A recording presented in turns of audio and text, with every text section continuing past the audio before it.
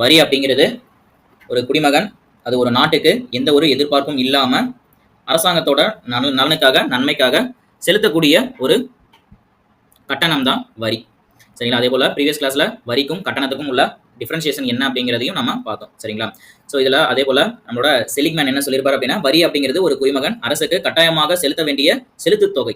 அரசுகிட்ட இருந்து எந்த ஒரு நேரடியான நன்மையும் டைரக்டா எதிர்பார்க்காம கட்டாயமா கட்ட வேண்டிய ஒரு வரி. அந்த வரி பணத்தை வாங்கி அவங்க எதுவும் பண்ண போறது இல்ல. ஸோ டாக்ஸ் அவங்க என்ன பண்ண போறாங்க, அதை ஸ்பிளிட் பண்ணி பல ஸ்கீமுக்காகவும் நம்மளோட இன்ஃப்ராஸ்ட்ரக்சரை டெவலப் பண்றதுக்காகவும் நாட்டோட பொருளாதாரத்தை மேம்படுத்துறதுக்காகவும் அதை விரிவுபடுத்துறதுக்காக தான் இதை இது பண்ண போறாங்க. ஸோ இப்படி இந்த ஒரு வரி அமைப்பு எங்கிருந்து உருவாச்சு அப்படின்னா, பல்வேறு காலகட்டங்கள்ல அந்த காலத்துல இருந்து நம்ம பார்த்தோம் இல்லையா. ஸோ இதெல்லாம் அக்காலத்துல இருந்த முன்னோர்கள் காலத்து மூவேந்தர் காலத்திற்கு முன்னாடி இருந்தவர்கிட்ட இருந்து இந்த வரி விதிப்பு நடைமுறையில தான் இருந்துகிட்டு வந்திருக்கு. அதே போல அந்த இடத்துல இந்த நம்மளோட ஆடம் ஸ்மித் இருக்காரு இல்லையா, பொருளாதார தந்தை, இவருமே பொருளாதாரம் அப்படிங்கிறதுல இந்த வரி விதிப்பு ஒரு முக்கிய பகுதி இல்லையா. இந்த வரி விதிப்புகள் எப்படி எல்லாம் இருக்கணும், அதோட சிறப்பு அம்சங்கள் என்ன மாதிரி இருக்கணும் அப்படிங்கிறதுல ஒரு 4 விதியை பத்தி அவர் சொல்றாரு. ஆக்சுவலா இதுல மென்ஷன் பண்ணிருக்கிறது 4 விதி தான். இந்த 3வது விதி இருக்கு இல்லையா, சிக்கன விதி அப்படிங்கிறது ஒரு தனி, வசதி விதி அப்படிங்கிறது தனி, தென் அடுத்ததா உற்பத்தி திறன் மற்றும் நெகிழ்ச்சி விதி. ஸோ இது ஒரு 5 விதிகள் மொத்தம் இருக்கு. இந்த சிக்கன விதியும் வசதி விதியும் ஒரே கண்டென்ட்ல கொடுத்துருக்கு. பட் எழுதும்போது அதை ஃபர்ஸ்ட் விதிகளை மட்டும் எழுதுங்க. ஆடம் ஸ்மித்தோட வரி விதிப்பு விதிகள் அப்படின்னு சொல்லிட்டு டைட்டில் போட்டு இந்த விதிகளை நோட் பண்ணுங்க. இதுல முதலாவதா நம்ம பார்க்க போறது சமத்துவ விதி. இந்த சமத்துவம் அப்படிங்கிற பேர்லயே இருக்கு இந்த விதி. அதாவது ஒருத்தவங்க வரியை செலுத்தணும் அப்படின்னா அவங்களோட சக்திக்கு ஏற்ற மாதிரி வரியை விதிக்கிறது. இப்போ நான் சம்பாதிக்கிறது ஒரு 10,000 சம்பாதிக்கிறேன். இந்த 10,000த்துல என்னால 1,800 ரூபா ஜிஎஸ்டி அமௌண்ட் என்னால பே பண்ண முடியும். சரிங்களா? ஆனா இதுவே நான் வாங்குறது 10,000, இதுல எனக்கு நீங்க வந்து 2,400, 3,000, 40,000, இதுக்கு 4,000 இப்படி நீங்க என்ன பே பண்ண சொன்னீங்க அப்படின்னா என்னோட அடிப்படை தேவைகளை அங்க சாட்டிஸ்ஃபை ஆகாது. ஸோ இதை வந்து சாட்டிஸ்ஃபை பண்ற விதமா ஒரு தனி மனிதனோட வருமானம் எப்படி இருக்கணும், ஏழைகளோ பணக்காரங்களோ யாரா இருந்தாலும் அந்த வரி விதிப்பை அவங்க ஏத்துக்கக்கூடிய அளவுல இருக்கிறது தான் இந்த சமத்துவ விதி சொல்லுது. ஸோ ஒருத்தவங்களோட திறனுக்கு ஏற்ற அளவுக்கு இந்த விதிகள் பொருந்தணும் அப்படின்னு சொல்லிட்டு ஆடம் ஸ்மித் சொல்றாரு. அடுத்ததா உறுதி விதி அல்லது தெளிவு விதி அப்படின்னு சொல்லலாம். இத உறுதி விதி அல்லது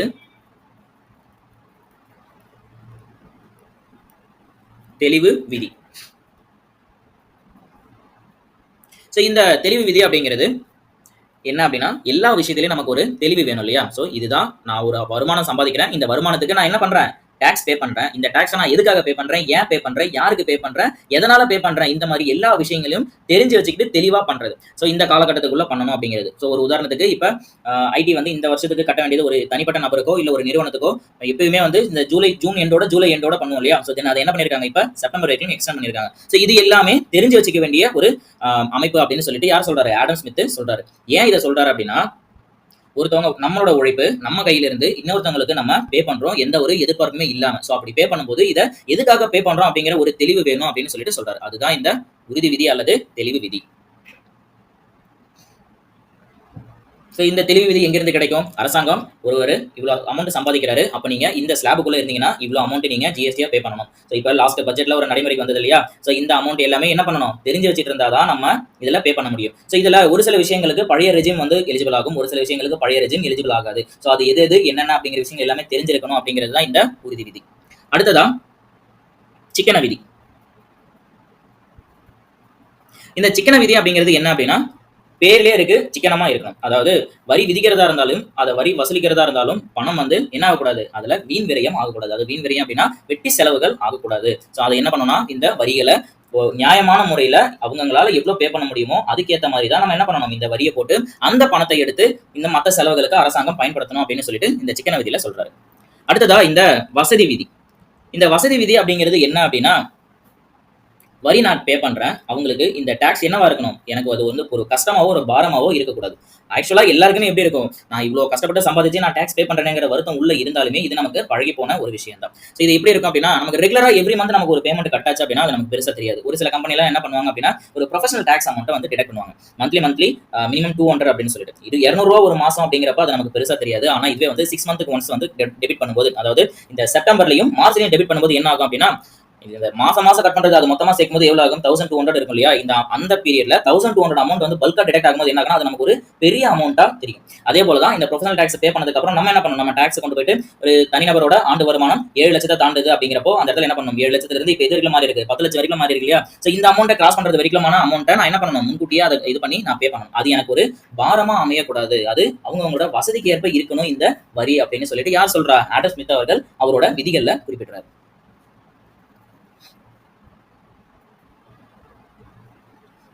அடுத்ததா இந்த 5வது விதி, இந்த உற்பத்தி திறன் மற்றும் நெகிழ்ச்சி விதி. ஆக்சுவலா நம்ம ப்ரீவியஸ்லயே சொல்லியிருந்தேன் 5 விதிகள்ல 4 விதிகள் ஆடம் ஸ்மித் சொன்னது சமத்துவ விதி, உறுதி விதி அல்லது தெளிவு விதி, வசதி விதி, சிக்கன விதி. சோ இந்த 4 ஆடம் ஸ்மித் சொன்னது. இந்த 5வதா இருக்க உற்பத்தி திறன் மற்றும் நெகிழ்ச்சி விதி அப்படிங்கிறது இத பொதுவா வரி நிர்வாகத்துல வரக்கூடிய ஒரு 5வது விதி. இது எல்லாருமே பொதுவா ஃபாலோ பண்ணக்கூடிய ஒரு விஷயம். சரியா? சோ இந்த உற்பத்தி திறன் விதி அப்படிங்கிறது என்ன அப்படின்னா, ஒரு அரசாங்கம் அவங்களுக்கு போதுமான ஒரு வருவாயை எங்க இருந்து சூஸ் பண்ணணும் அப்படிங்கிறத முன்கூட்டியே டிசைட் பண்ணணும். ஸோ இது என்ன பண்றாங்க அப்படின்னா, வருவாயை வந்து எல்லாருக்கிட்டையும் நம்ம வந்து போயிட்டு வசூல் பண்றதே கிடையாது. ஸோ ஒருத்தவங்களுக்கு எவ்வளோ கெப்பாசிட்டி இருக்கு, எவ்வளோ கேப்பபிள் இருக்கு. ஒரு உதாரணத்துக்கு இப்போ நான் ஒரு கம்பெனியை ஸ்டார்ட் பண்றேன், என்னோட கம்பெனியோட ஆனுவல் டர்ன் ஓவர் இவ்வளோதான் இருக்கு, இவ்வளோதான் வரும் அப்படிங்கிறத முன்கூட்டியே கணிச்சு அதுக்கேற்ற மாதிரி அவங்க இந்த விதிக்கு வருவாங்க, இந்த வரிகள் வந்து அவங்க பே பண்ணணும் அப்படிங்கிறத முன்கூட்டியே செல்றது. அதுதான் இந்த உற்பத்தி திறன். ஸோ என்னோட உற்பத்தி திறனை பேஸ் பண்ணி எனக்கான வரியை விதிக்கிறது. சரிங்களா? சோ இப்போ இதுல என்ன ஆகும்? என்னோட வருமானம் இன்க்ரீஸ் ஆனா ஆட்டோமேட்டிக்கா நான் என்ன பண்ண போறேன்? நான் அதுக்கு தேவையான அமௌண்ட்டை, அதுக்கு தேவையான பேமெண்ட்டை நான் பே பண்ண போறேன். சரிங்களா? சோ இதுதான் இந்த உற்பத்தி திறன் விதி. நோட் பண்ணியாச்சா? ஓகேடா.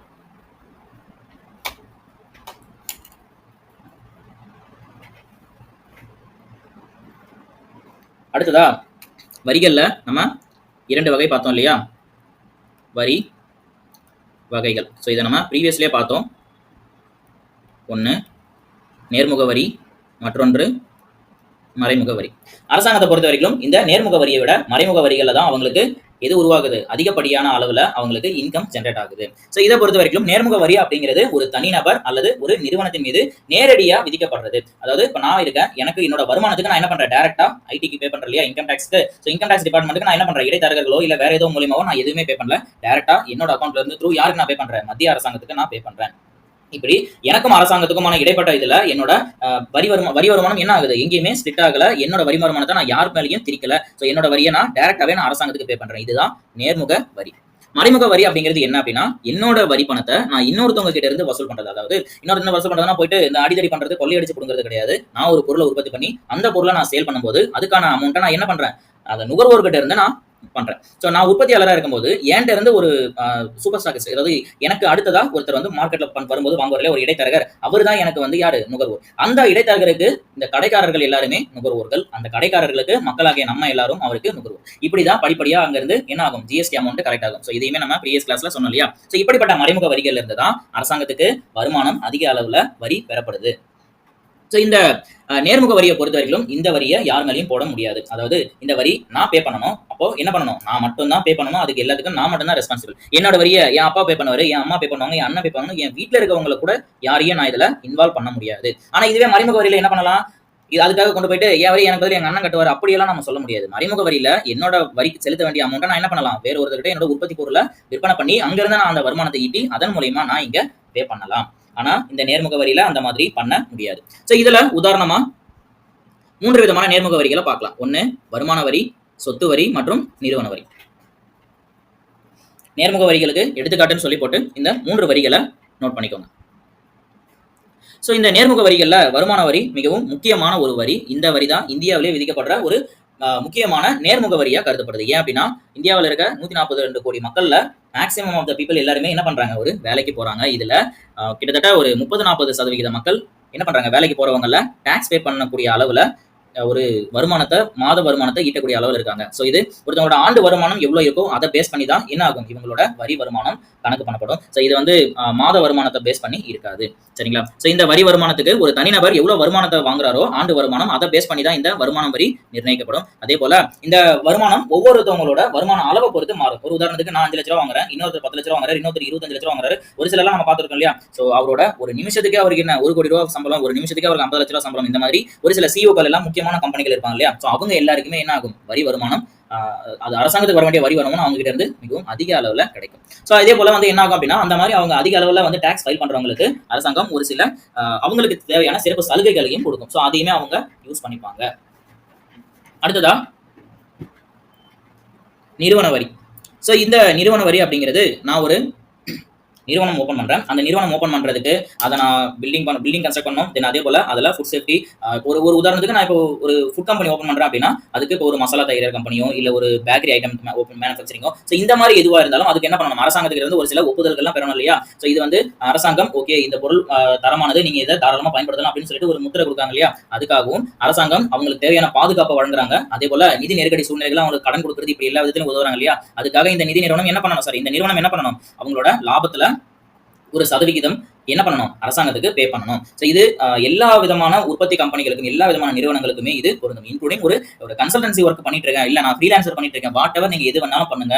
ஆனா நீங்க அதை ஒரு கம்பெனியா ரெஜிஸ்டர் பண்ணி அதுல இருந்து நீங்க ஒரு வருமானத்தை கிரியேட் பண்றீங்க, அது எல்லாமே இந்த இன்கம் டேக்ஸோட அந்த இதுல ஸ்லாப் இருக்கு இல்லையா, ஆண்டு வருமானம் 20 லட்சம் ரூபாய் லாபத்துல தாண்டி போகுது அப்படின்னா அப்ப என்ன பண்ணணும், கம்பல்சரி நம்ம அதுல பே பண்ணணும் இல்லையா. ஸோ இந்த ஜிஎஸ்டி அமௌண்ட் பே பண்றதுக்கான இந்த விதிமுறைகள் எல்லாமே உட்பட்ட நிறுவனங்கள் அனைத்தும் என்ன பண்ணணும், அரசாங்கத்துக்கு வரி செலுத்த கடமைப்பட்டவர்கள். அடுத்ததா சொத்து வரி அல்லது செல்வ வரி அப்படின்னு சொல்லலாம்.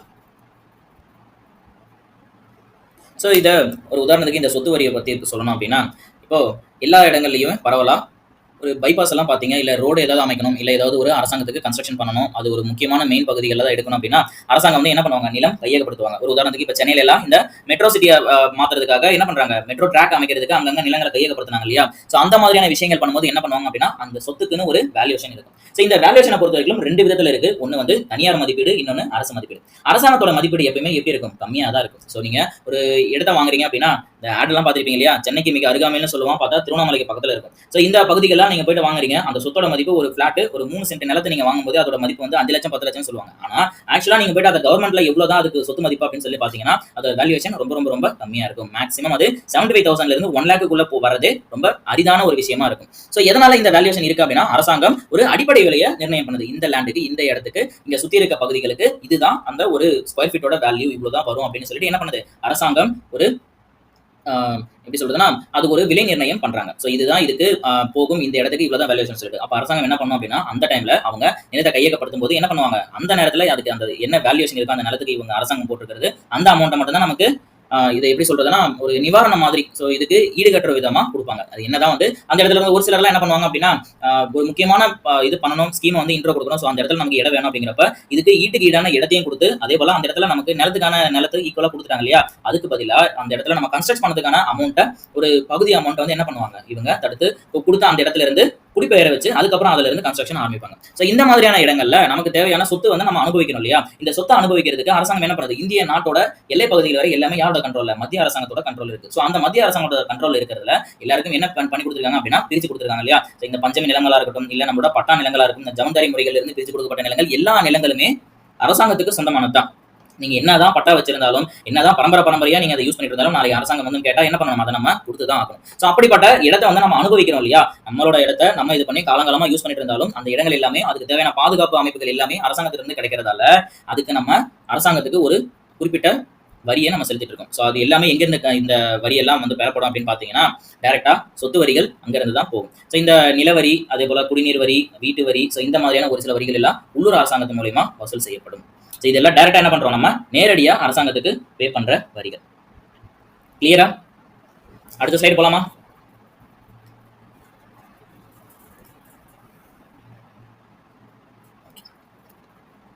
அடுத்ததா மறைமுக வரிகள். ஸோ இதை லாஸ்ட் 2 கிளாஸஸா நம்ம சொல்லிட்டு வரோம் இல்லையா. மறைமுக வரிகள் அப்படிங்கிறது டைரக்டா ஒருத்தர் மீது விதிக்கப்பட்ட வரிச்சுமை இன்னொருத்தருக்கு மாற்றப்படுது. என்னோட பொருளை நான் உற்பத்தி பண்ணி இன்னொருத்தர் கொடுக்குறேன், அவரு எனக்கு தேவையான ஜிஎஸ்டி அமௌண்ட் எனக்கு கொடுக்குறாரு, நான் அரசாங்கத்துக்கு பே பண்ணிடுறேன். அடுத்ததா நான் அந்த இருக்கிற இடைத்தரகர் என்ன பண்றாரு, இன்னொருத்தர் கொடுக்குறாரு, அவர் பே பண்ண ஜிஎஸ்டி அமௌண்ட் பிளஸ் அவருக்கு தேவையான ஜிஎஸ்டி அமௌண்ட்டை அவர் வாங்கி இவர்கிட்ட கொடுக்குறாரு. தென் அடுத்ததா என்ன ஆகுது அப்படின்னா, இது எங்க இருந்து போகுதுன்னா ஒரு மேனுஃபேக்சரர் கிட்ட இருந்து ஒரு இடைத்தரகர் கிட்ட போகுது. தென் அடுத்ததா அங்கிருந்து கடைக்காரர்கிட்ட போகுது, கடைக்காரர்கிட்ட இருந்து நுகர்வோர் கிட்ட. ஸோ இங்க இவர் உதாரணமா ஒரு 18% ஜிஎஸ்டி அமௌண்ட் பே பண்றாருன்னு வச்சுங்க. இவர் அந்த 18% அமௌண்ட் 5 ரூபாய்க்கு பே பண்ணுவாரு. ஸோ இங்க வரும்போது இவர் என்ன பண்ணுவாருன்னா இந்த 5 ரூபா பிளஸ் 18% அமௌண்ட்டை இவர் இங்க பே பண்ணுவாரு. தென் இவர் பே பண்ண அமௌண்ட் ஒரு உதாரணத்துக்கு 6 ரூபா வருதுன்னு வச்சுங்க. இவர் ஒரு லாபத்தை வச்சு பே பண்றாரு. ஸோ இப்போ இவர் என்ன 6.5 பிளஸ் 18% ஜிஎஸ்டி அமௌண்ட்டுக்கு பண்றாரு. அப்ப இந்த இவர் வாங்குறவர் என்ன பண்ணுவாரு, இந்த ஜிஎஸ்டி அமௌண்ட் இவர் இங்க ஆல்ரெடி பே பண்ண ஜிஎஸ்டி அமௌண்ட் எல்லாத்தையும் சேர்த்து இவர் இங்க பே பண்றாரு.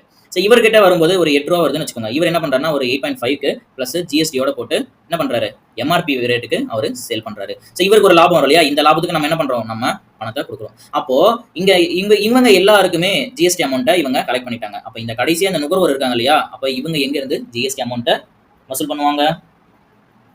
அதுக்குதான் ஒரு தனிநபர் அவரோட ஆண்டு வருமானம் இவ்வளோ அப்படிங்கிறது ஃபிக்ஸ் பண்ணிருக்கோம் இல்லையா, அந்த வருமானத்தை தாண்டி அவர் என்ன பண்றாரு, செலவு பண்றாரு, ஏதோ ஒரு விஷயத்த வாங்குறாரு போறாரு, எதுவா இருந்தாலும் ஒரு அத்தியாவசிய குறிப்பிட்ட லெவலுக்கு மேல இன்கேஸ் அவர் பண்ணதெல்லாம் ஒரு சில விஷயங்கள் எல்லாமே நம்ம என்ன பண்ணலாம், கிளைம் பண்ணி அமௌண்ட்டை ரிட்டர்ன் எடுக்கலாம் ஜிஎஸ்டி அமௌண்ட்ல. ஸோ அந்த விதத்துல இது வருது அப்படின்னா அந்த இடத்துல இந்த தனிநபர் இன்கம் டேக்ஸ்ல ஃபைல் பண்ணி அதுக்கான பணத்தை திரும்ப வாங்கிக்கலாம். ஸோ இன்கேஸ் இதுக்கு நம்ம எலிஜிபிள் இல்லை அப்படின்னா என்ன பண்ண முடியாது, இதை நம்மளால கிளைம் பண்ண முடியாது. சரிங்களா? சோ இந்த மறைமுக வரி இப்படிதான் ப்ராசஸ் ஆகுது. சோ இந்த மறைமுக வரி என்ன அப்படின்னு பாத்தீங்கன்னா, நேர்முக வரியை யார் மேலேயும் மாற்ற முடியாது. ஆனா இந்த மறைமுக வரி விதிக்கப்பட்ட ஒருவர் இன்னொருத்தவரை அந்த சமயம் தாங்குற ஒருவர் இருப்பாரு. சோ அது என்ன அப்படிங்கறத ஜஸ்ட் ஒரு எக்ஸாம்பிளோட சொல்லியிருக்கேன். சரிங்களா? சோ இதுல முக்கியமா பாத்துக்கிட்டீங்கன்னா ஒரு 4 வரிகளை மறைமுக வரிகளை பார்க்க போறோம். ஸோ ஆக்சுவலா மறைமுக வரிகள்ல நிறைய இருக்கு. அதுல 4 வரிகளை மட்டும் ஃபர்ஸ்ட் எக்ஸ்பிளைன் பண்றேன். தென் அடுத்த இருக்க வரிகளை ஜஸ்ட் சொல்றேன், அதை நோட் பண்ணிக்கோங்க. முத்திரைத்தாள் வரி, பொழுதுபோக்கு வரி, சுங்கத்தீர்வை அல்லது கலால் வரி, பண்டங்கள் மற்றும் பணிகள் மீதான வரி. ரொம்ப ரொம்ப ரொம்ப இம்பார்ட்டன்டான வரி.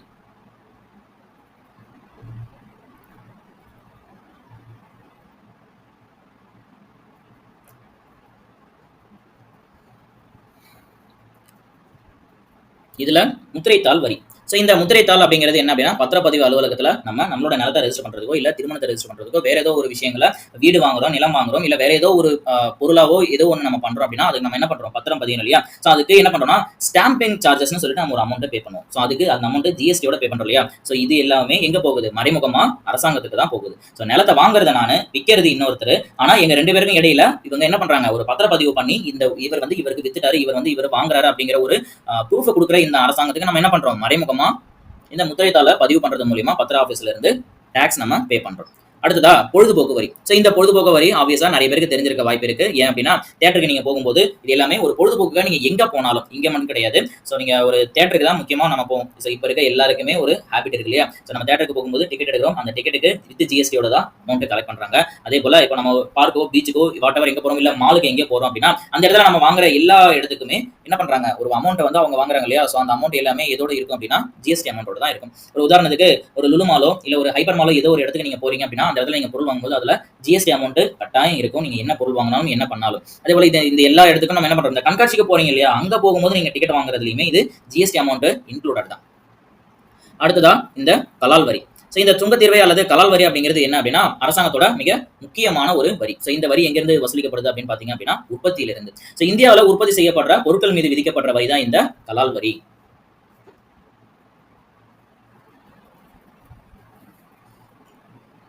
நோட் பண்ணியாச்சா?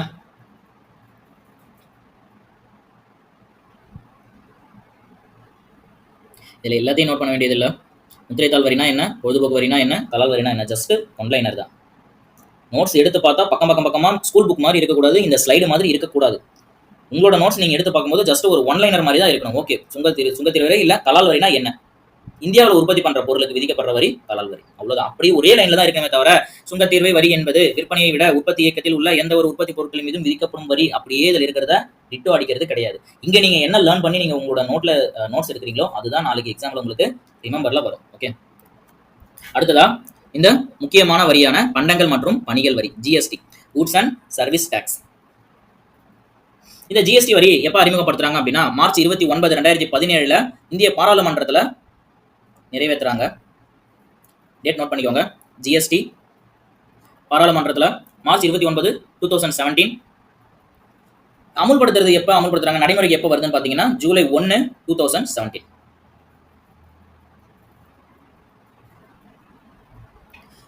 இந்த ஜிஎஸ்டியோட குறிக்கோள் ஒன்று இருக்கு, அது ஒரு நாடு ஒரு அங்காடி ஒரு வரி.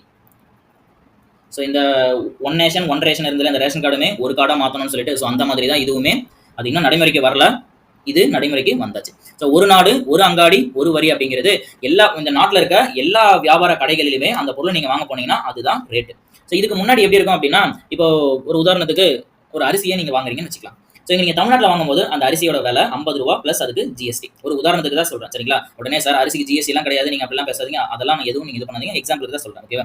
ஒரு அரிசி 50 ரூபாய்க்கு நீங்க அங்க வாங்குறீங்க, அதுக்கு ஜிஎஸ்டியா ஒரு 5% வந்து நீங்க பே பண்றீங்கன்னு வச்சுக்கோங்க. அதே இடத்துல கேரளாவுக்கு வரும்போது அந்த அதே அரிசி 60 ரூபா பிளஸ் அதுக்கு அமௌண்ட் ஜிஎஸ்டி நீங்க பே பண்ண வேண்டியிருக்கும். ஸோ என்ன ஆகுது, பொருளோட ரேட்டு இடத்துக்கு இடம் மாறுபடுது இல்லையா? அதே போல அதோட ஜிஎஸ்டி வேல்யூமே அந்தந்த இடத்துல மாறுபடுது இல்லையா? இது எல்லாத்தையும் தீர்க்கிற விதமா தான் இந்த ஜிஎஸ்டி கொண்டு வரப்பட்டது. ஸோ இந்த ஜிஎஸ்டியோட முக்கியமான நோக்கம் என்ன? நாட்டில் நீங்க எந்த பகுதிக்கு போனாலும் எங்க போனாலும் அதோட ஜிஎஸ்டி வேல்யூ ஒண்ணுதான். இங்க 18%னா நீங்க பீகார்ல போய் வாங்கினாலும், அசாம்ல வாங்கினாலும், மணிப்பூர் மேகாலயால வாங்கினாலும் அந்த அமௌண்ட் ஜிஎஸ்டி 18% தான். ஸோ இந்த ஜிஎஸ்டில எந்தவித வேறுபாடும் இருக்காது. ஆனா வந்து இதுல இப்போ ஒரு உதாரணத்துக்கு இங்க நம்ம வாங்குற ஒரு ரீஃபைண்ட் ஆயிலோட ரேட்டு மேபி இங்க வந்து ஒரு 140 ரூபாய் இருக்கலாம். ஆனா இது நான் சைட்ல வரும்போது அது 130 ரூபாய் கூட இருக்கலாம். ஸோ இதுல எம்ஆர்பில டிஃபரன்ஸ் இல்ல, ஆனா இதுல ஜிஎஸ்டில எம்ஆர்பில டிஃபரன்ஸ் உண்டு, ஜிஎஸ்டில டிஃபரன்ஸே கிடையாது. ஸோ எங்க போனாலும் ஜிஎஸ்டி எல்லாருக்கும் காமன் தான், சரிங்களா?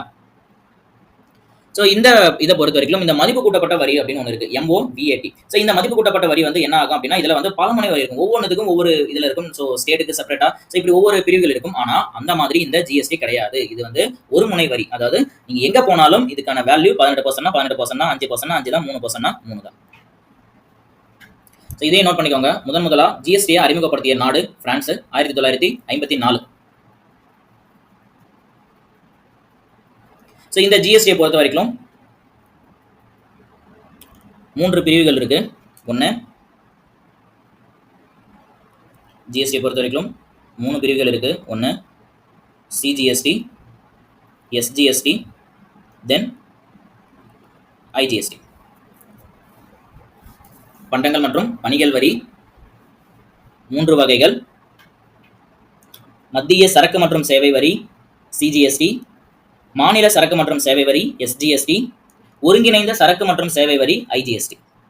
ஸோ மத்திய அரசுக்கு தனி, மாநில அரசுக்கு தனி, மத்திய மாநில அரசு தனி. ஸோ இந்த 3 விதம் தான் இந்த ஜிஎஸ்டியோட வகை, சரிங்களா? ஸோ ஃபர்ஸ்ட் இதை நோட் பண்ணுங்க. மத்திய பண்டங்கள் மற்றும் வணிகல் வரி சிஜிஎஸ்டி. ஸோ இது எல்லாமே எப்படி இருக்கும் அப்படின்னா, நாடு முழுவதும் பரவலா ஒரே விதமான டாக்ஸ் மட்டும்தான். ஸோ இது என்ன ஆகும், இந்த ஸ்டேட்ல இருந்து அந்த ஸ்டேட்டுக்கு போகும்போது, அந்த ஸ்டேட்ல இருந்து இன்னொரு ஸ்டேட்டுக்கு போகும்போது இதுல ஜிஎஸ்டியோட வேல்யூ எக்காரணத்தை கொண்டும் மாறாது. அதுதான் இந்த சிஜிஎஸ்டி. இதுவே இந்த எஸ்ஜிஎஸ்டி, ஸ்டேட் ஜிஎஸ்டி அப்படின்னு வரும்போது இந்த ஸ்டேட் ஜிஎஸ்டியை யார் நிர்ணயம் பண்ணலாம்? அந்தந்த மாநில அரசாங்கத்துல அவங்க நிர்ணயம் பண்ணிக்கலாம். ஒரு உதாரணத்துக்கு இப்போ ஒரு ஆடம்பர வரி இருக்கு. ஸோ இப்போ அந்த ஒரு பரிசு சீட்டு வரி நீங்க மென்ஷன் பண்ணிக்கலையா, இதை பெஸ்ட் எக்ஸாம்பிளா எடுத்துக்கலாம். ஓகே, ஸோ இந்த பரிசு சீட்டு இருக்கு இல்லையா, இதுதான் இந்த லாட்டரி சீட்டு. ஸோ இந்த லாட்டரி சீட்டு தமிழகத்துல இம்ப்ளிமெண்ட் கிடையாது. ஏன்னா அது வந்து நிறைய பிரச்சனை ஆகுது. அதுல நிறையவே வந்து பணப்புழங்கல்கள், அதே போல இந்த கள்ள நோட்டுகள், கள்ளப்பணம் அதிகமாக புழக்கத்தில் இருக்கிறவங்க என்ன பண்ணிட்டாங்க, இதை பேன் பண்ணிட்டாங்க. ஸோ இந்த இடத்துல வரும்போது என்ன ஆகுது அப்படின்னா, பக்கத்து ஸ்டேட்டான கேரளாவில் இது நடைமுறையில் இருக்கு. ஸோ இந்த பரிசுக்கு ஒரு உதாரணம், நீங்கள் 1 கோடி ரூபா நீங்கள் இதில் லாட்டரி அடிக்கிறீங்கன்னு வச்சுங்க, கிட்டத்தட்ட 40% டேக்ஸ் நீங்கள் வந்து யாருக்கு பே பண்ணணும்? அரசாங்கத்துக்கு பே பண்ணணும். உங்களோட பை லக்கில் கிடைச்ச அமௌண்ட் 1 கோடியா இருந்தாலும் நீங்கள் ஓகே எனக்கு 1 கோடி ரூபா கிடைச்சிருக்கு, அது ஜிஎஸ்டி அமௌண்ட் 18% தான் நீங்கள் கொடுக்கலாம் அப்படின்னா கிடையாது. அரசாங்கம் இங்கே என்ன பண்ணிருக்கு, கிட்டத்தட்ட 40% அமௌண்ட்டை ஜிஎஸ்டியா கலெக்ட் பண்ணுறாங்க. ஸோ இது அந்த ஜிஎஸ்டியில் ஸ்பிட் அப் இருக்கும். ஸோ பொதுவாக சொல்கிறேன் 40% அமௌண்ட்டை கலெக்ட் பண்ணுறாங்க. ஸோ இந்த 40% யார் ஃபிக்ஸ் பண்ணுறா? சென்ட்ரல் கவர்மெண்ட் கிடையாது, ஸ்டேட் கவர்மெண்ட். ஸோ மாநில அரசாங்கத்தால் நிர்வகித்து மாநில அரசாங்கங்கள் இதுக்கு முடிவு செய்யக்கூடிய வரி அமைப்பு தான் இந்த எஸ்ஜிஎஸ்டி, சரிங்களா? அடுத்தது ஐஜிஎஸ்டி, ஒருங்கிணைந்த பண்டங்கள் மற்றும் வணிகல் வரி, அதாவது சரக்கு மற்றும் சேவை வரி. ஸோ இந்த சரக்கு சேவை வரிகளை பொறுத்த வரைக்கும் மத்திய அரசும் மாநில அரசும் சேர்ந்து இதை இம்ப்ளிமெண்ட் பண்றது. ஸோ இதை பொறுத்த வரைக்கும் இந்த ஒருங்கிணைந்த வரிகள்ல 2 மாநிலத்துக்கு இடையேயான வணிகத்தின் மீது இடப்படுது. ஸோ ஒரு உதாரணத்துக்கு இப்போ தமிழ்நாட்டிலையும் கர்நாடகாவிலையும் என்ன பண்ணிக்கிறோம், நம்ம கர்நாடகாவில இருந்து தேயிலையும் காஃபியிலையும் நம்ம வந்து அங்கிருந்து வாங்கிக்கிறோம். அதே போல நம்ம கிட்ட இருந்து அவங்களுக்கு தேவையான ஒரு சில அரிசி வகைகள், அங்கிருந்து நம்ம அரிசி வகைகள், தானிய வகைகள், இப்படி காய்கறிகள் அப்படின்னு சொல்லிட்டு ஒரு சில விஷயங்கள் நம்ம பண்ட பரிமாற்றம் பண்ணிக்கிறோம், சரிங்களா? அதே போல மற்ற மாநிலங்களுக்கு இடையும் நம்ம இந்த ஒரு விஷயங்களை பண்றோம். ஸோ அப்படி பண்ணும்போது அவங்களுக்கு இடையே அது எவ்வளவு % டிரான்ஸ்ஃபர் ஆகணும் அப்படிங்கிற ஒரு விஷயம் தான் இந்த ஐஜிஎஸ்டி முடிவு பண்ணுது. ஸோ மாநிலங்களுக்கு, அதாவது ஒரு நாட்டுக்குள்ள முடிவு பண்ற உரிமை யாருக்கு இருக்கு அப்படின்னா இந்த சிஜிஎஸ்டி. ஸோ இந்த சிஜிஎஸ்டியில எக்ஸாம்பிளுக்கு எழுதிக்கோங்க, கல்வி கட்டணம் எல்லாமே யார் நிர்ணயம் பண்றா அப்படின்னா மத்திய அரசாங்கம் தான். இந்த கல்வி கட்டணத்துல பெரிய பிரச்சனை அன்னைக்குல இருந்து இன்னைக்கு வரைக்கும் இருந்துகிட்டே தான் வருது. ஸோ ஏன் அப்படின்னா இது எந்த பட்டியலில் வச்சிருக்காங்க அப்படின்னு, அதை வந்து மத்திய அரசாங்கத்தோட பட்டியல வைக்கிறதா, மாநில அரசாங்கத்தோட பட்டியல, பொது பட்டியல வைக்கிறதா அப்படிங்கிறது. ஸோ இதை வந்து என்ன பண்றாங்க, எல்லா மாநிலங்களுமே என்ன கேட்கறாங்க அப்படின்னா இந்த கல்வி அமைப்பை வந்து என்ன பண்ண சொல்றாங்க, கல்வி அமைச்சகத்தை மாநில பட்டியலில் வைக்க சொல்லி சொல்றாங்க. ஏன் அப்படின்னா அந்தந்த மாநிலங்கள் அவங்களுக்கு தேவையான விதத்துல அதை மாற்றி அமைச்சிக்கிற உரிமையை கொடுக்க சொல்லி. ஆனா என்ன பண்ணுது மத்திய அரசாங்கம், இல்ல எஜுகேஷனை அப்படி பண்ண முடியாது, நாடு முழுவதும் ஒரே சீரான தேசிய கல்விக் கொள்கை தான் நான் இம்ப்ளிமெண்ட் பண்ணுவேன்னு சொல்லிட்டு பண்ணிட்டு இருக்காங்க. ஸோ இதனால தான் இங்க என்ன பண்ணுது, இங்க தமிழகம் அந்த தேசிய கல்விக் கொள்கையை எதிர்த்து போராட்டம் பண்ணதால என்ன பண்ணிட்டாங்க, இங்க கல்விக் கொள்கைக்கு வர வேண்டிய பணத்தை ஸ்டாப் பண்ணிட்டாங்க இல்லையா. ஸோ இதுவுமே ஒரு கரண்ட் அஃபேர்ஸ் தானே. ஸோ நான் ஏற்கனவே சொல்லியிருக்கேன், மத்திய அரசாங்கத்துக்கும் மாநில அரசாங்கத்துக்கும் ஒரு சில பிரச்சனைகள் போகுது அப்படின்னா அது எல்லாமே தேர்வுகளில் கேட்கப்படுறதுக்கு வாய்ப்புகள் நிறையவே உண்டு. ஏன் அப்படின்னா அடுத்த வருஷம் எலெக்ஷன் உண்டு. ஸோ என்னென்ன இடத்துலலாம் இதை வந்து பிரச்சாரம் பண்ண முடியுமோ அந்தந்த இடங்கள்ல எல்லாமே இதை கண்டிப்பா கொண்டு வருவாங்க. ஸோ அதனால கரண்ட் அஃபேர்ஸை ரெகுலரா ஃபாலோ பண்ணுங்க, சரிங்களா.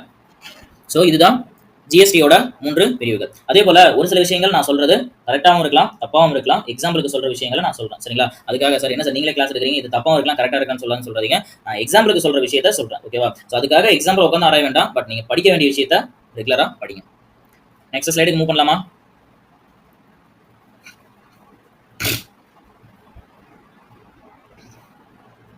ஸோ இந்த ஜிஎஸ்டி இருக்கு இல்லையா, இந்த ஜிஎஸ்டி தான் இது வரைக்கும் இந்திய அரசியலமைப்பு சட்டத்தில் 101 தடவை அமெண்ட்மெண்ட் பண்ணியிருக்கு. அதாவது திருத்தங்கள் 101 தடவை கொண்டு வரப்பட்டுள்ளது. அதில் இந்த 101வது சட்ட திருத்தம் தான் இந்த ஜிஎஸ்டிக்கான சட்ட திருத்தம். ஸோ இதை வந்து ஆரம்பத்தில் என்ன பண்ணியிருப்பாங்க, 2006 2007 இந்த ஜிஎஸ்டியை பற்றி ஒரு சின்ன அளவில் பேசியிருப்பாங்க எங்க பாராளுமன்றத்தில். ஓகே, இந்த மாதிரி ஒரு வரியை நம்ம என்ன பண்ணலாம், கொண்டு வரலாம், கொண்டு வந்து இதை இம்ப்ளிமெண்ட் பண்ணலாம் அப்படின்னு சொல்லிட்டு 2006 2007 பட்ஜெட்ல தாக்கல் பண்ணியிருப்பாங்க. ஆனால் அதுக்கப்புறம் அதை கொண்டு வந்திருக்க மாட்டாங்க. ஆமா சார், இது அதாவது அதுக்கு அடுத்தது கொண்டு வந்திருக்கு 101க்கு அடுத்தது, சாரி ஆமா 106க்கு மேலேயே வந்திருக்கு. பட் இப்போ கடைசியா இந்த ஜிஎஸ்டிக்காக கொண்டு வரப்பட்டதான் இந்த 101வது அமெண்ட்மெண்ட். ஸோ இது அமெண்ட்மெண்ட்டோட எத்தனை திருத்தங்கள் கொண்டு வந்திருக்குங்கிறத நம்ம அரசியலமைப்பில் வரும்போது உங்களுக்கு கிளியரா எக்ஸ்பிளைன் பண்றேன், சரிங்களா. 101வது அமெண்ட்மெண்ட் ஜிஎஸ்டிக்காக கொண்டு வரப்பட்டது.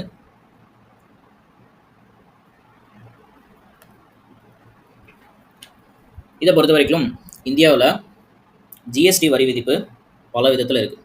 0%, 3%, 5%, 12, 18, 28, தென் 40%, சரிங்களா. ஸோ இதில் முக்கியமாக நம்ம தெரிஞ்சிக்க வேண்டியதை மட்டும் கொடுத்துருக்கேன். அதுக்கு ஒரு சில எக்ஸாம்பிள்ஸ் மட்டும் தான் நான் கொடுத்துருக்கேன், ஓகேவா. இந்த 0க்கும் குறைவான வரி விதிக்கப்படும் பொருட்கள், அதாவது இதுக்கு சிம்பிளா சொல்லணும்னா இதுக்கு டாக்ஸே கிடையாது. ஸோ அப்படிப்பட்ட பொருட்கள் தான் முக்கியமான பொருட்களான இந்த பால், கண்ணுக்கு போடுற காஜல், முட்டைகள். எஜுகேஷனுக்கு 0ல தான் இருக்கு. ஸோ இது ப்ரீவியஸ் இயர் எக்ஸாம்ல கேட்கப்பட்ட ஒரு கேள்வி, கல்விக்கு எத்தனை % ஜிஎஸ்டி அப்படின்னு சொல்லிட்டு, சரிங்களா. ஸோ எஜுகேஷனுக்கு தயிருக்கு, லசி, பாலுக்கே ஜிஎஸ்டி கிடையாது. ஆனா அந்த பால்ல இருந்து வர மற்ற பொருட்களுக்கு எப்படி ஜிஎஸ்டி இருக்கும். ஸோ இது வந்து எல்லாத்துக்குமே இம்ப்ளிமெண்ட் ஆகாது. ஏன் அப்படின்னா இங்க பாருங்க, பால்ல இருந்து வரது தான் இந்த தயிரும் லசியும். ஆனா இதுக்கு 0 ஜிஎஸ்டி. ஆனா இங்க வெண்ணையும் நெய்யும் இருக்கு, அதுக்கு எவ்வளவு ஜிஎஸ்டி, 12% ஜிஎஸ்டி, சரிங்களா. அதுக்காக தான் சொல்றேன். ஸோ இதுல வந்து பொருளை பொறுத்த வரைக்கும் நீங்க ஒரு பொருளை மதிப்பு கூட்டாம அப்படியே நீங்க கொடுத்தீங்கன்னா அதுக்கு ஒரு வேல்யூ, அந்த பொருளுக்கு நீங்க ஒரு மதிப்பு கூட்டி கொடுத்தீங்கன்னா அதுக்கு இன்னொரு ஜிஎஸ்டி வேல்யூ கிளைம் ஆகும். ஒரு உதாரணத்துக்கு ஒரு வேர்க்கடலை இருக்குன்னு வச்சுங்க, அந்த வேர்க்கடலையை நீங்க நார்மலா ப்ராசஸ் பண்ணி வெறும் கடலையை காய வச்சோ இல்ல பச்சை கடலையோ நீங்க பேக் பண்ணி கொடுக்குறீங்க அப்படின்னா அதுக்கு ஜிஎஸ்டி 5%. ஆனா அதே கடலையை என்ன பண்றீங்க, நீங்க ஒரு ஃபிளேவர் ஏதாவது மிக்ஸ் பண்ணி மசாலா ஏதாவது போட்டு இல்ல ஆயில்ல போட்டு வறுத்து எடுத்துட்டீங்கனாலே அதுக்கு பர்சன்ட் எத்தனை பர்சன்ட், 12% வந்துடும். அப்ப என்ன ஆகுது, 5%ல இருந்து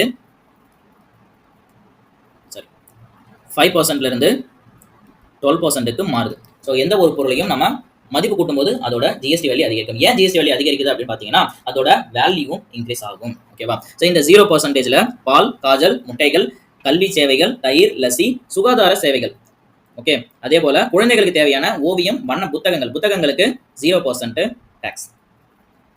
அடுத்ததா 3% இங்க மென்ஷன் பண்ணிருக்கேன் இல்லையா, இந்த 3% கோல்டுக்கு வரும். எப்படி சார் இது கோல்டுக்கு 3% வரும் அப்படின்னு கேட்டீங்கன்னா, இப்போ ரீசெண்டா யாராவது நகை வாங்க போயிருந்தீங்கனாலும் அவங்களுக்கு தெரிஞ்சிருக்க வாய்ப்புண்டு. ஸோ இந்த நகையை நீங்க செய்குலி சேதாரம் இந்த எல்லாமே போட்டு நீங்க வாங்கும்போது அவங்க என்ன பண்ணுவாங்க, அடிப்படை விலையா 3% போடுவாங்க. ஸோ இதையே வந்து தாண்டி நீங்க அதிகமா போறப்ப என்ன ஆகும் அப்படின்னா அதுல ஒரு சில விஷயங்கள் நீங்க வந்து கஸ்டமைஸ் பண்ணி கேட்கறீங்க இல்ல வேற ஏதோ பண்றீங்க அப்படின்னா இது இந்த 3% ஜிஎஸ்டி அமௌண்ட் அல்லாத என்ன ஆகும், அமௌண்ட் 5% to 12% 12% வரைக்கும் மாறுறதுக்கான வாய்ப்புகள் நிறையவே இருக்கு. ஆனா பொதுவா நீங்க போயிட்டு ஒரு காயினை வாங்கும்போது இது பண்ணும்போது இதுக்கு டாக்ஸ் அமௌண்ட் எவ்வளோ, 3% மட்டும்தான், சரிங்களா. ஸோ இதுல 5%க்கும் கம்மியா இருக்கிறது பாருங்க, சர்க்கரை, பன்னீர் இருக்கு இல்லையா, இந்த பன்னீர் பேக் பண்ணா அதுக்கு 5% ஜிஎஸ்டி. பேக் பண்ணலனா ஜிஎஸ்டி இல்ல. அதே போல இப்ப ரீசெண்டா வந்து ஒரு பெரிய ஒரு பேசு பொருளா நடந்தது இல்லையா? இந்த பட்ஜெட் கிடையாது. ஐ திங்க் அது இதுக்கு முந்தின பட்ஜெட்டோ அதுக்கு முந்தின பட்ஜெட்டோ அரிசிய பேக் பண்ணி வித்தீங்கன்னா அதுக்கு டாக்ஸ் நீங்க பே பண்ணணும். ஆனா இதுவே அரிசி நீங்க லூஸ்ல வித்தீங்க அப்படின்னா, அதாவது மூட்டையில இல்லாத நீங்க அத அந்த அளவுல நம்ம அளந்து கொடுப்போம் இல்லையா? அந்த மாதிரி நீங்க சேல் பண்ணீங்கன்னா அதுக்கு நீங்க டாக்ஸ் பே பண்ண வேண்டியது கிடையாது அப்படிங்கிற ஒரு கான்செப்ட் சொல்லிருப்பாங்க இல்லையா? ஸோ இதுவுமே நோட்ல வச்சிருக்க வேண்டிய ஒரு விஷயம். மேபி இது எக்ஸாம்பிள் கூட கேட்கறதுக்கு வாய்ப்பு உண்டு. ஏன் அப்படின்னா அரிசியை பேக் பண்ணா என்ன பண்ணும்? ஸோ இதுல பேக்கிங் செய்யப்பட்ட அரிசியோட ஜிஎஸ்டி இத்தனை பர்சன்டேஜ் அப்படின்னு வரும்போது அந்த இடத்துல நமக்கு தான் அரிசி வந்து லூஸ்ல கொடுத்தா இருக்குங்கிற நம்ம கான்செப்ட் என்ன போயிடும்னா, ஓகே ரைஸுக்கு நமக்கு ஜிஎஸ்டி கிடையாது அப்படிங்கிற கன்ஃபியூஷனுக்கு போயிடும். ஸோ பேக் பண்ணா அதுக்கு கம்பல்சரி எந்த ஒரு பொருளா இருந்தாலும் நீங்க ஐட்டத்தை பேக் பண்ணிட்டீங்க அப்படின்னாலே அதுக்கு நீங்க ஜிஎஸ்டி போட்டு தான் ஆகணும். ஓகேவா? அதே போல 5% தேநீர், டீ, நிலக்கரி, சமையல் எண்ணெய், திராட்சை, வீட்டோட எல்பிஜி சிலிண்டர், அந்த எல்பிஜி கேஸுக்கு சாரி சிலிண்டர்ல அந்த கேஸுக்கு, வறுத்த காஃபி, பீன்ஸ், பிடிஎஸ் மண்ணெண்ணெய், கொழுப்பு நீக்கப்பட்ட பால் பவுடர். பாலுக்கு ஜிஎஸ்டி கிடையாது. ஆனா பால் பவுடருக்கு 5% ஜிஎஸ்டி. முந்திரி பருப்பு. ஸோ இந்த முந்திரி பருப்பு இருக்கு இல்லையா? இந்த முந்திரி பருப்பு நீங்க ப்ராசஸ் பண்ணாம அப்படியே கொடுத்தீங்கன்னா 5%. இதை ப்ராசஸ் பண்ணி நீங்க அதுல ஃபிளேவர் ஆட் பண்ணீங்க அப்படின்னா அதுக்கு 12%. ஸோ இதையும் தெரிஞ்சு வச்சுக்கோங்க. செருப்பு, காலணிகள் 500 ரூபாய்க்கு கீழே, ஸோ லெஸ் தென் 500. குழந்தைகளுக்கான பால் சம்பந்தப்பட்ட உணவு வகைகள், அதே போல ஆடைகள் 1000 ரூபாய்க்கு கீழே இருக்கிறது எல்லாத்துக்குமே எத்தனை பர்சன்ட் டாக்ஸ்? 5% டாக்ஸ். அடுத்ததா 12%. 12% டாக்ஸ்ல வெண்ணெய், நெய், பதப்படுத்தப்பட்ட உணவு வகைகள், பாதாம், மொபைல், பழச்சாறு, காய்கறி தயாரிப்பு, பழங்கள். ஸோ இந்த பாதாம் இருக்கு இல்லையா? இந்த பாதாம் பொறுத்த வரைக்கும் டேரக்டா இப்போ நான் முந்திரியும் நான் ப்ராசஸ் பண்ணாம பண்ணா அப்போ 5% தானே. ஆனா ஏன் நீங்க பாதாம் இதில் கொண்டு வரல அப்படின்னா அவங்க இது என்ன பண்றாங்க, ஒரு உயர்தர பொருள் அப்படின்னு சொல்லிட்டு இதை பாதாம பிரிச்சு வைக்கிறாங்க. ஸோ அதனால இதுக்கு 12% டாக்ஸ் ஸ்லாப்ல இதை வைக்கிறாங்க. சரிங்களா? ஸோ பழச்சாறு, காய்கறிகளோட தயாரிப்புகள், அதன் மூலமா வரக்கூடிய அந்த ஊறுகாய் இதெல்லாம் இருக்கு இல்லையா? ஸோ இதெல்லாம் நம்ம காய்கறில இருந்தானே எடுக்கிறோம். அதுவுமே எதுல வரும்? இந்த 12% டாக்ஸ்ல வரும்.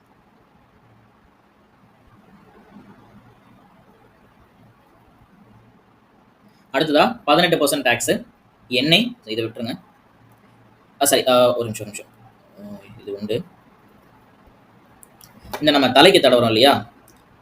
என்ன தேங்காய் எண்ணெயோ ஏதோ ஒரு எண்ணெய் நம்ம தலைக்கு தடவும். ஒரு சிலர்லாம் இப்போவுமே கிராமப்புறங்களில் வேப்ப எண்ணெய், விளக்கெண்ணெய், நல்லெண்ணெய் தடவ மாட்டாங்க, விளக்கெண்ணெயும் தடவாங்க. ஏன் அப்படின்னா அதுக்காக அது குளிர்ச்சி அதிகமாக இருக்கும் அப்படிங்கிறதுக்காக. ஸோ முடியல தடவக்கூடிய எண்ணெய் அது எப்படி இது பண்ணுவாங்க? இது வந்து எடிபிள் ஆயில் கிடையாது, நான் எடிபிள் ஆயில். இதை சமையலுக்கு பயன்படுத்த முடியாது. சமையலுக்கு பயன்படுத்த முடியாத எண்ணெய்கள் எல்லாத்துக்கும் எத்தனை பர்சன்ட் டாக்ஸ்? 18% டாக்ஸ். தென் மூலதன பொருட்கள், நீங்க வாங்குற ரா மெட்டீரியல்ஸ், ஒரு தொழிலுக்காக வாங்கக்கூடிய மூலதன பொருட்கள் எல்லாத்துக்குமே 18% டாக்ஸ் தான். அதே போல டூத் பேஸ்ட், தொழில்துறையோட இடைத்தரகர்கள். ஸோ இப்போ நம்ம புரோக்கரேஜ் பண்றாங்க இல்லையா? ஒரு பொருளை வாங்கி இன்னொருத்தவங்களுக்கு சேல் பண்றது, அந்த இடத்துல வரக்கூடிய பொருட்கள் எல்லாத்துக்குமே எவ்வளவு அமௌண்ட்? 18% டாக்ஸ் தான். சோப்பு, ஐஸ்கிரீம், பாஸ்தா, கழிவறை பொருட்கள், இந்த கழிவறை பொருட்கள், ஸோ அதில் நம்ம யூஸ் பண்றது அந்த கிளீனிங் டாய்லெட் கிளீனர்லாம் இருக்கு இல்லையா? ஸோ இது எல்லாத்துக்குமே 18% டாக்ஸ். சோளம், அதே போல இதுல இந்த நவதானியங்கள் எல்லாத்துக்குமே மேக்ஸிமம் 18% டாக்ஸ். சரிங்களா? அடுத்ததா 28% டாக்ஸ்.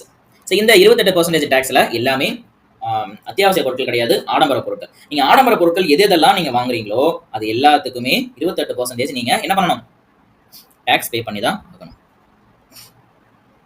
அடுத்ததா இதுல முக்கியமா பாத்தீங்கன்னா சிகரெட்டுகள் இருக்கு இல்லையா? சிகரெட்டுக்கு நம்ம எவ்வளவுதான் டாக்ஸை வந்து போட்டாலுமே என்ன பண்றாங்க இவங்க?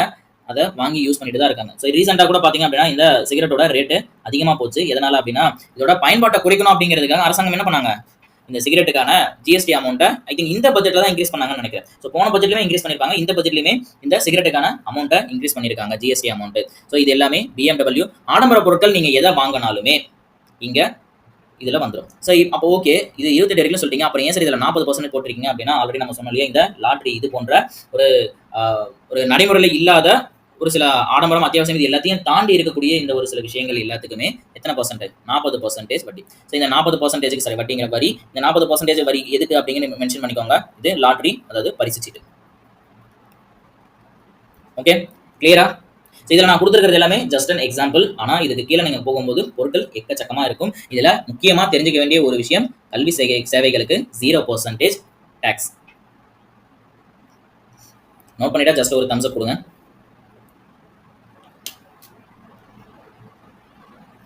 ஸோ இதில் வரும்போது ஜிஎஸ்டியில் இந்த பர்சன்டேஜ்லாம் வாங்குறாங்க இல்லையா? வாங்கி என்ன பண்ணுவாங்க அப்படின்னா மத்திய அரசாங்கம் கலெக்ட் பண்ணாலும் சரி, மாநில அரசாங்கம் கலெக்ட் பண்ணால் மாநில அரசாங்கம் மத்திய அரசாங்கத்துக்கிட்ட பகிர்ந்துக்கணும். மத்திய அரசாங்கம் என்ன பண்ணும்? மாநில அரசாங்கத்துக்கு இதை பிரித்து கொடுப்பாங்க.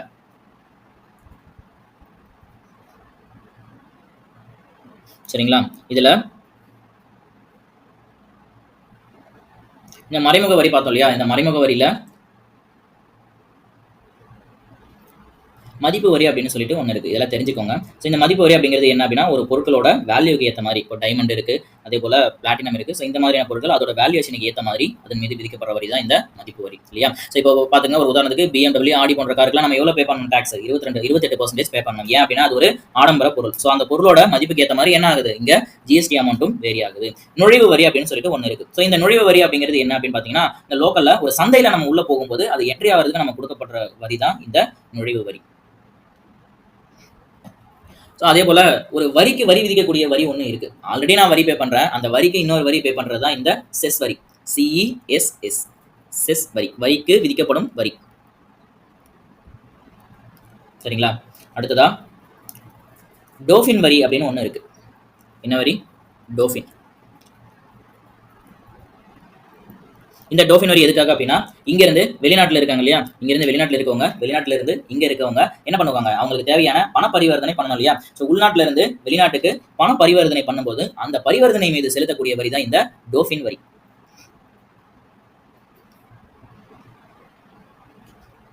நோட் பண்ணியாச்சா? சேஞ்ச் பண்ணலாமா?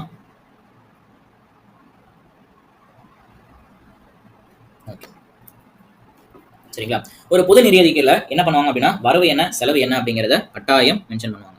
ஸோ வரவை பொறுத்த வரைக்கும் ரெண்டா ஸ்பிளிட் பண்ணுவாங்க. இதுல வருவாய் வரவு, மூலதன வரவு. ஸோ இந்த வருவாய் வரவை பொறுத்த வரைக்கும் என்னென்ன அப்படின்னு பார்த்தீங்கன்னா, வரி மூலம் வரக்கூடிய வருவாய், வரி அல்லாத வருவாய், இதர வரி இல்லாத வருவாய். இது எல்லாமே நம்ம என்ன பண்ணிட்டோம், ப்ரீவியஸ் கிளாஸ்லேயே நம்ம பார்த்தாச்சு. ஸோ வருவாய் வரவுல என்னென்ன வரும், வரி அல்லாதது வரும், அதே போல இதர வரி அல்லாதது வரும். ஸோ இது எல்லாமே என்னென்ன அப்படிங்கிறதையும் ஆல்ரெடி நம்ம பார்த்தாச்சு. ஸோ இந்த மூலதன வரவு அப்படிங்கிறது கடன் மூலதன வரவு, கடன் அல்லாத மூலதன வரவு. ஸோ கடன் கொடுத்து அதுல இருந்து வாங்குறது, கடனை கொடுக்காம இன்வெஸ்ட் பண்ணி அதன் மூலமா வர்றது தான் இந்த மூலதன வரவு. சரி, என்கிட்ட வரவு வந்தாச்சு, அப்போ செலவுன்னு ஒன்று இருக்கணும் இல்லையா. அப்போ என்ன வரும், வருவாய் செலவு, அதே போல மூலதன செலவு. எனக்கு எங்க இருந்து வருது, நான் ஒரு இடத்துல இருந்து நான் ஒரு பொருளை வட்டிக்கு வாங்கி அந்த வட்டிக்கு என்ன பண்றதுன்னா இன்னொருத்தங்கிட்ட கொடுக்குறேன். இது உதாரணமா சொல்லணும்னா, ஒரு சிலர்லாம் பாத்தீங்க அப்படின்னா இந்த பைசா கணக்குல தான் பேசுவாங்க. நான் 1 பைசாவுக்கு வட்டிக்கு ஒருத்தர்கிட்ட இருந்து வாங்கி இன்னொருத்தர்கிட்ட நான் 2 பைசாக்கு விட்டேன் அப்படின்னா, அவங்க கிட்ட இருந்து நான் வாங்கி என்ன பண்றது, இந்த 1 பைசாக்கு நான் ஒருத்தன்ட்ட கடன் வாங்கியிருக்கேன் இல்லையா, அவன்கிட்ட அந்த 1 பைசாக்கு அமௌண்ட் கொடுத்துட்டு இன்னொரு பைசாவை நான் வச்சுக்கிறது. ஸோ அதே மாதிரி தான் அரசாங்கம் ஒரு இடத்துல இருந்து வந்த அமௌண்ட்டை இல்லையே ஒரு பகுதியில இருந்து இல்ல உலக வங்கி கிட்ட இருந்தோ இல்ல அந்த மத்த ரிசர்வ் வங்கி கிட்ட இருந்தோ ஏதோ ஒரு இடத்துல இருந்து அவங்க பணத்தை கடனை வாங்குறாங்கன்னு வச்சுக்கோங்க. அந்த அமௌண்ட்டை கொண்டு போயிட்டு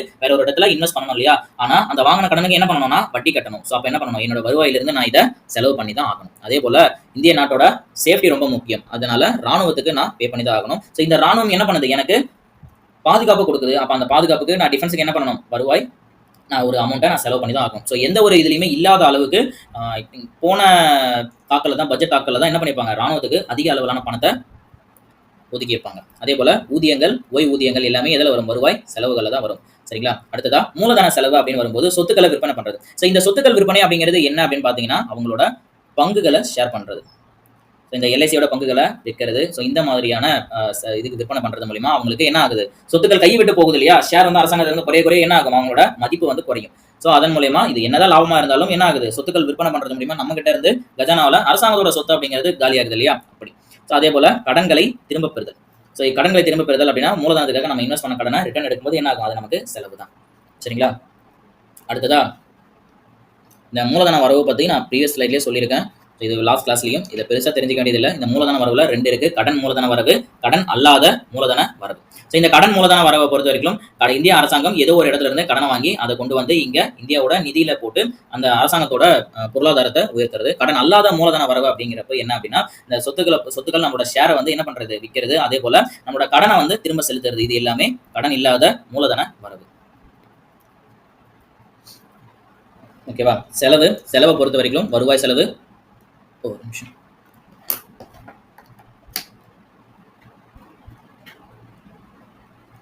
இதை பொறுத்த வரைக்கும் வருவாய் செலவு, மூலதன செலவு.